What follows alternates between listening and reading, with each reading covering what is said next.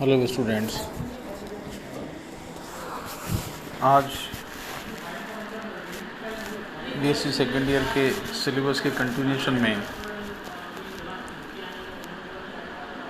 हम फ्लेजिरल लोकोमोशन के बारे में बताएंगे।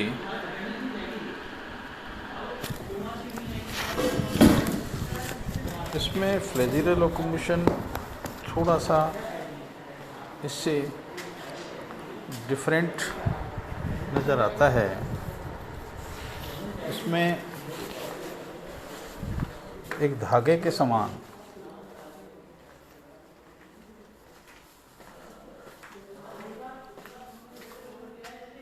कंपनशील विशिष्ट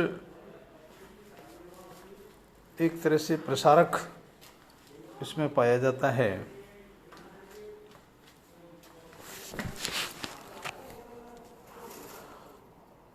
और मेस्टिगोफोरा, सार्डिना एट्सेट्रा, ये कशाप जो होते हैं वो तैरने, फूड वेव, आसंजन, संवेदी अंग का कार्य करते हैं। मुख्य रूप से मेस्टिगोफोरा के जंतु यूग्लिना के कशाप का अध्ययन करते हैं। 1500 से 3000 माइक्रोसेकंड की गति से ये चल सकने में सक्षम होते हैं। कशाप की संरचना। कशाप जीव द्रव्य के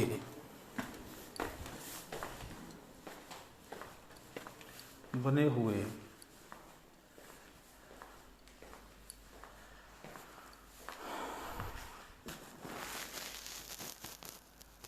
खोल से घिरी हुई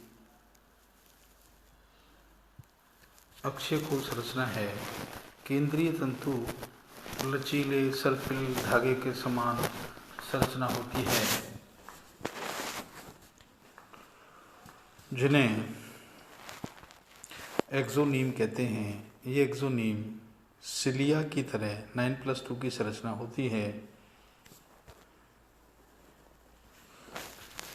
दोनों जंतु एक आवरण द्वारा ढके रहते हैं, परंतु प्रत्येक एक एकल होता है। प्रत्येक परिधीय जंतु युग्मित होता है, उपतंतु से मिलकर के बना होता है। प्रत्येक तंतु में छोटे छोटे प्रवर्ग पाए जाते हैं। संपूर्ण फ्लैजिला पर प्रोटोप्लाज्म आवरण के ऊपर रोम के समान संकुचनशील प्रवर्ग की पंक्ति पाई जाती है, जिन्हें मेस्टिगोनीम्स कहते हैं। कशाप की उत्पत्ति या विकास जीव द्रव्य में उपस्थित तो बिलीफेरोब्लास्ट नामक संरचना से होता है। तारक काय से विकसित होती है। प्रत्येक कशाप 9+2 की व्यवस्था में संख्या में 2 होते हैं। इनमें से एक कशाप लंबा होता है, जो कि साइटोफेरिंग से मिलकर के लंबे चाबुक के समान दिखाई देता है। दूसरा कशाप छोटा होता है, जो रिजर्ववॉयर से सीमित होता है। यूग्लिना में गमन। अब अपन यूग्लिना में गमन की चर्चा करते हैं तो ये तथ्य सामने आते हैं कि दोनों में क्या समानता और परिवर्तन इसमें पाए जाते हैं। तो विशेष तौर पे हम ये कह सकते हैं कि चाबुक के समान कंपनशील कशाप के क्रमिक स्पंदन के कारण ये गति होती है। इस प्रकार की गति में यूग्लिना अपने अक्ष पर सर्पिल रूप से गतिमान रहता है और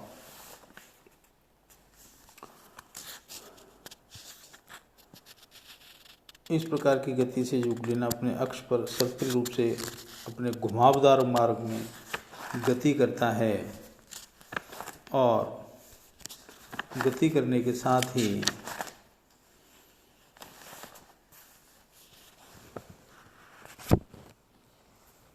आगे की दिशा में सामान्य पेच की तरह अनुलंब अक्ष पर एक घुमावदार मार्ग बनाता हुआ आगे बढ़ता है।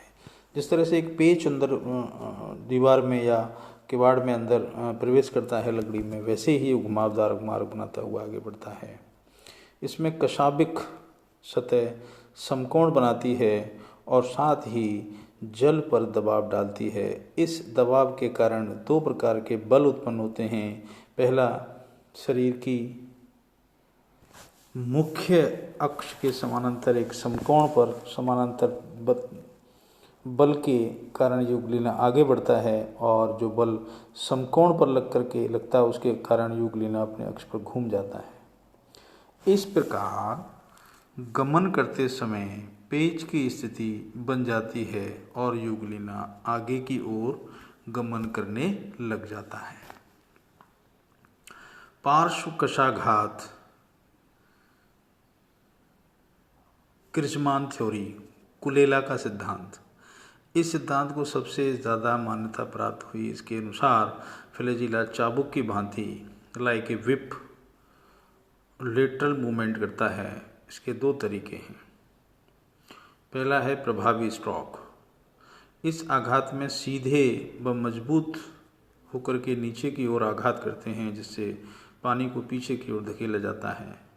परंतु पुनः प्राप्ति स्ट्रोक में शिथिल व नरम अवस्था में नीचे से ऊपर लौटते हैं और जल को कम से कम प्रतिरोध करते हैं।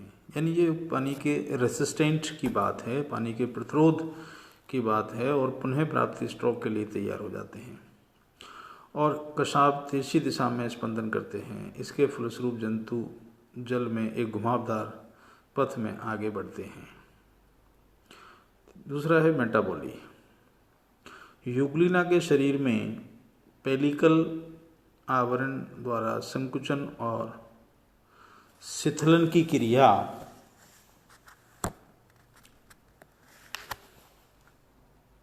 एक सिरे से दूसरे सिरे तक होती है, जिसे एक तरह से रेंगना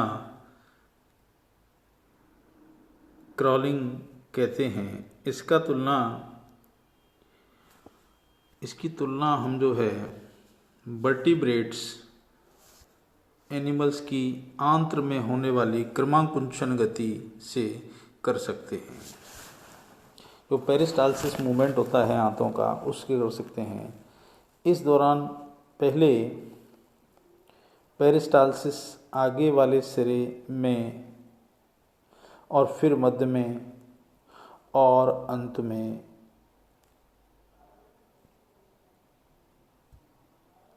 भाग में बार बार छोटा और चौड़ा होता जाता है।